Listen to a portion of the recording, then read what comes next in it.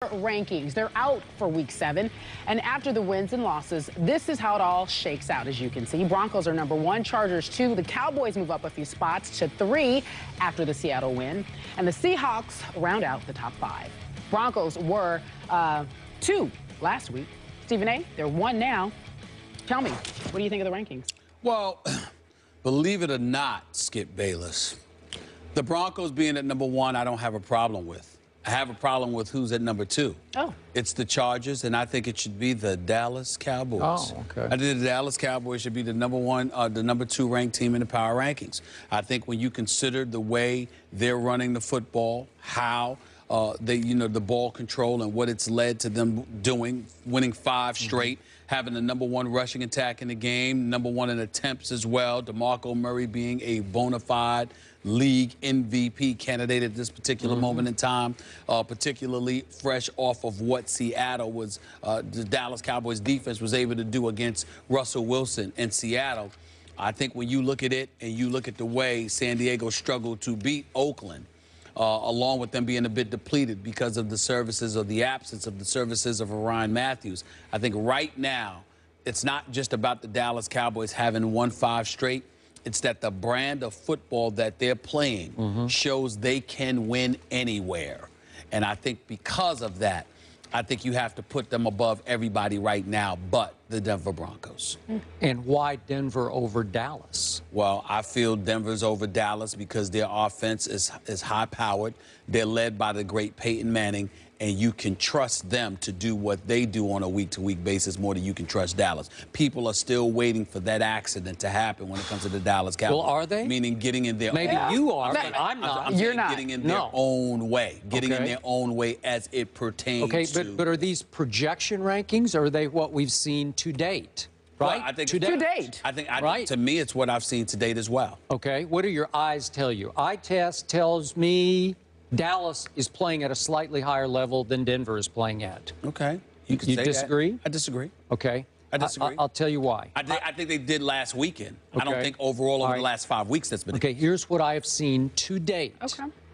I have seen the Dallas Cowboys earn the right to be number 1 just this week in the power rankings. Now, I'm not saying that's going to continue because I'm going to stand by what I predicted. I said they were going to go 10-6 and win the NFC East. So I'm not predicting that they're going to go 15-1. That would be projecting these out. Yeah. But here today, from what I've seen so far, I say this team has earned the right to be slightly ahead of the Denver Broncos, who I think should at least be tied for second by the San Diego Chargers. I think that's a coin flip for the second place in the power rankings. And here's what I think about Dallas.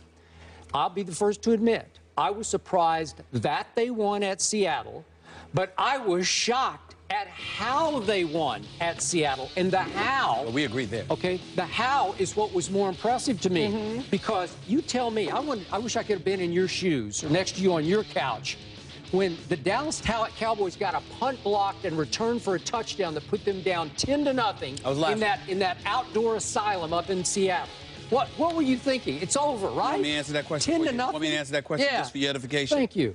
I wasn't on my couch. Okay. I was on Carmen's couch. My fair sister, enough. who was in the kitchen literally making lasagna for me. Okay, good. All right, and I was sitting there languishing, chilling on the couch, laughing I'm sure at the Dallas Cowboys, thinking that they were about to get blown out. Okay, so they hand Seattle that 7. Then they fumble a punt and hand them another 7 points. Yeah. Then Romo botches a snap. We've seen that before. Yes. Going back to 2006. And hand them another 3 points. That's 17 gift points they give Seattle in their backyard. And still won. And they win 30-23. Yes. That's as impressive a win as we've seen all year in the National Football League. That eclipses the moral victory that Peyton and company pulled off after the debacle that was their Super Bowl when they lost in overtime at Seattle. And I throw on top of this from Dallas. Remember, they righted the wrong that was at New Orleans last year on a Sunday night by leading this year on Sunday night, New Orleans 24-0 at halftime. Yeah. At halftime, they're ahead of the Saints 24-0 Well, let's not on count Sunday the night. Saints. They're the Aints right now. Okay, but still, that's impressive to me because that was the team that rang up an NFL record 40 first downs on you them. just last year. Yeah. So those 2 games just by themselves are a little more impressive than anything that Peyton has pulled off so far. First of all, you and I agree with you. Okay. I get where you're coming from about the victory over Seattle. I disagree with you about the New Orleans 24 game. to nothing? Again, I think what we learned about New Orleans is that, in our eyes, to some degree, they were fraudulent. I'm not talking about complete frauds because we know they could play, and you got Drew Brees. Absence at Darren Sproles, they're not the same offensive team. But defensively, Rob Ryan, talk about falling off of his pedestal. He may be very well having one of the worst years you could possibly imagine because not only is his defense not that impressive, but it's on the heels of him being let go by the Dallas Cowboys and now ultimately Rod Marinelli doing the job that he's doing with that defense in Dallas right now, even though Rob Ryan could make the argument if Dallas had run the ball as effectively when I was there, I would have looked that great defensively as well. But here's the point.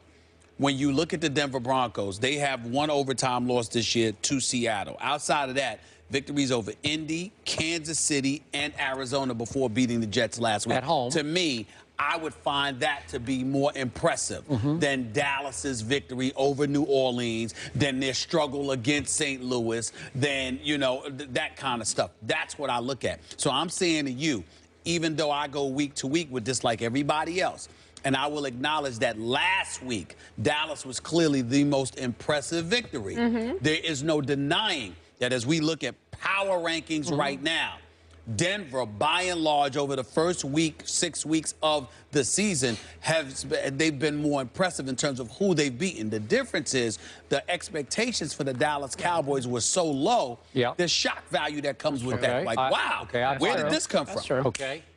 Who is ranked #1 in rushing in the National Football League? The Dallas Cowboys.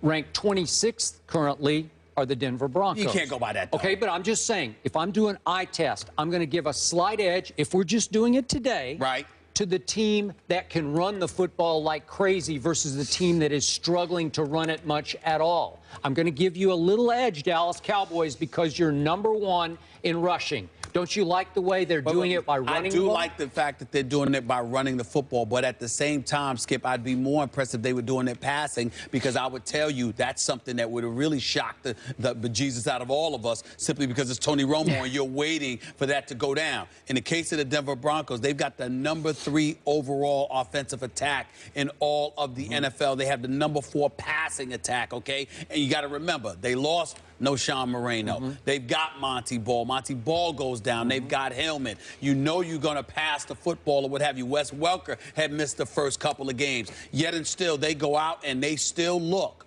like a high-powered offense. And all I'm saying to you is that I look at the Denver Broncos, and I think in terms of quality of competition, if I have to take into consideration both, you know, with one loss on the season, I do believe they deserve a slight edge over Dallas, but only a slight edge. But that's only because of how Dallas won last week. Okay, I'm going to make a quick case for the San Diego Chargers. And I said before the year they were going to be my break. They're top 3. Okay. They're #3 on my list. Just remember, on opening Monday Night Football on the late game, they led 17-6 at Arizona going into the fourth quarter. They did blow it, as we've seen them blow it before, and they ended up losing 18-17. But after that, they beat Seattle, and now they've won 5 straight games. That's pretty good. They also beat Seattle, albeit in 118-degree temperature or whatever it was. They're incredibly impressive, and what we have to pay attention to with the San Diego Chargers, they're the #2 ranked defense in the NFL. These boys are playing some defense. Give them credit where credit is due. That boy, that quarterback. And by the way, and Phillip Rivers is the leading MVP candidate as far as I'm concerned. What is he completing? Like nearly 69.3% of his passes. 70%. I can't say enough. The bottom line is very, very simple. San Diego is a team to be reckoned with. McCoy is doing a fabulous job, but San Diego is setting everybody up for a huge disappointment unless Ryan Matthews comes back healthy and can run the football effectively against them. Because no matter what I'm seeing from Phillip Rivers, with Keenan Allen, with Antonio Gates and the crew, you can't convince me that San Diego is going to make any noise come postseason if they can't run the football. It's not happening. All right, week 7, Cowboys are 3rd. Again, on the power rankings, it's pretty interesting because when the season started, there were the chances for them to win the Super Bowl, 75-1. Now they're 12-1. That's crazy. They really are going by the eye test. They like the Dallas Cowboys.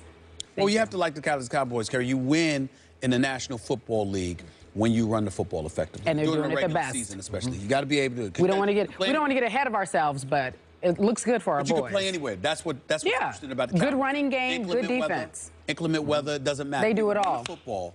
You can win football games. Well, let's talk about the Packers, shall we? They're number 9 in this week.